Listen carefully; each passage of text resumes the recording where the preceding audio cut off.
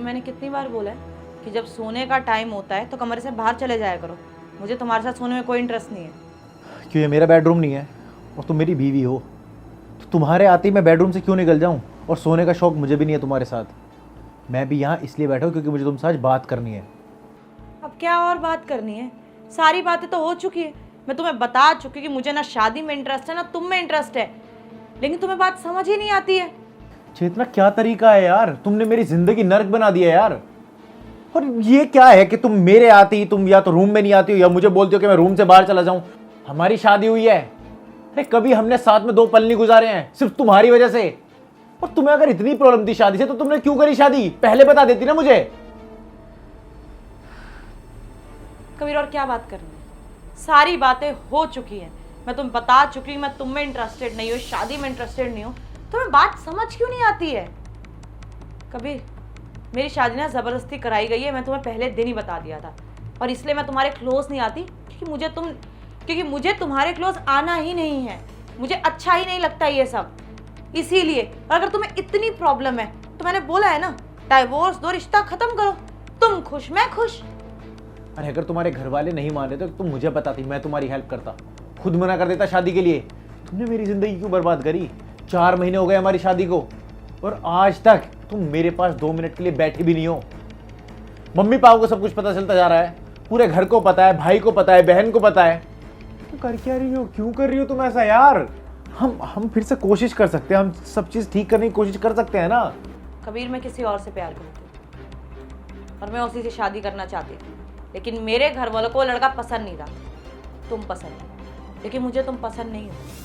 और मैं अगर किसी और से प्यार करती हूँ ना तो किसी और के साथ अपनी जिंदगी नहीं बिता सकती। इसीलिए तो मैं बोल रही हूँ कि छोड़ो मुझे, बात खत्म करो और मैं उसके पास चली जाऊँ। तो तुम्हें मेरे साथ नहीं रहना? हाँ। ठीक है, तो एक काम करते हैं, इस रिश्ते को ना यहीं पे ख़त्म कर देते हैं। तुम अपने घर जाओ, तलाक के पेपर रेडी करवाता हूँ।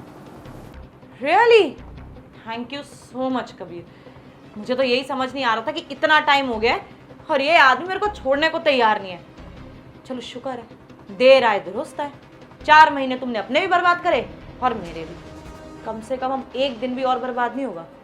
तो अब डाइवोर्स दे देना ताकि मैं खुश रह सकूं। जाओ अब यहाँ से।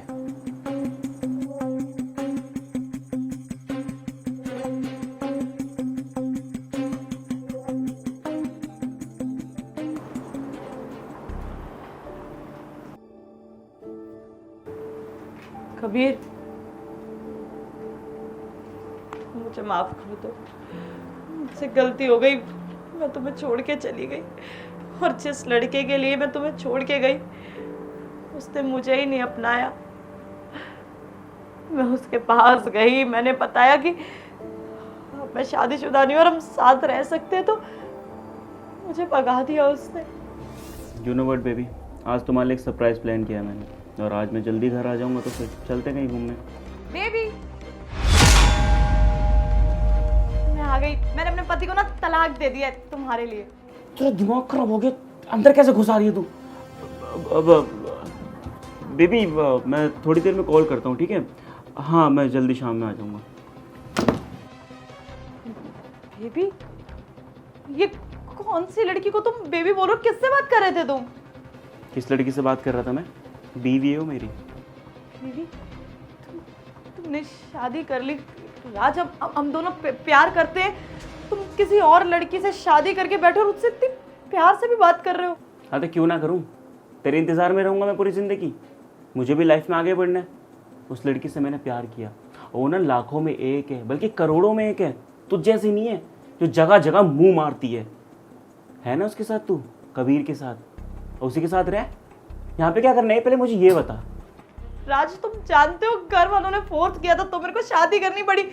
उसको कभी मैंने 4 महीने में छूने तक नहीं दिया है मुझे, क्योंकि मैं तुमसे प्यार करती हूँ और इसलिए छोड़ के आई हूँ, उससे झगड़ा करके आई हूँ ताकि तुम्हारे साथ रह सकूं, सिर्फ तुम्हारे लिए। चेतना, मैंने कहा था उसे छोड़ने के लिए? मुझसे पूछा था तुमने? नहीं ना? तो अपनी लाइफ में मैं भी आगे बढ़ चुका हूँ और अब जहाँ जाना है, जिसके साथ मुंह मराना है मराओ, लेकिन मुझसे मतलब रखने की जरूरत नहीं है, क्योंकि इस लड़की से बहुत प्यार करता हूँ मैं और इसे नहीं छोड़ सकता। निकलो यहाँ से।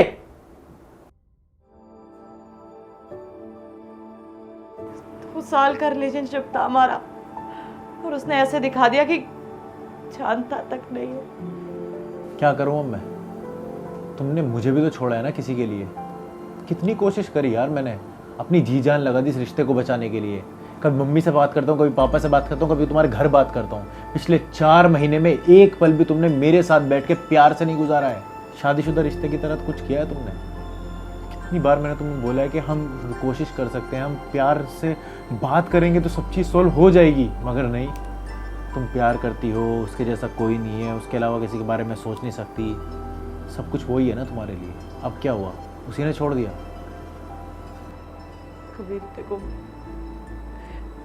मुझसे गलती हो गई। मैं प्यार में अंधी हो गई थी और मुझे तुम्हारा प्यार नहीं दिखा।